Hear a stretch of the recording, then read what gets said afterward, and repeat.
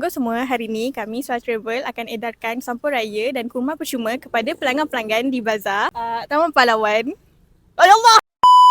Neraka, andaikan saja Ramadan semua bulan yang tiba, bulan yang ada, karena besarnya setiap pahala yang dijanjikan kepada kita.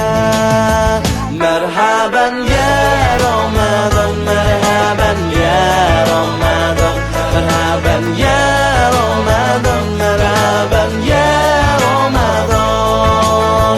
Dalam bersahur ada pahala, dalam berbuka alangkah indah. Menahan diri, menahan lidah, menjaga hati, menjaga mata. Banyakkan amal hari-harinya, pahala. Solehah Travel, rakan pengembaraan anda.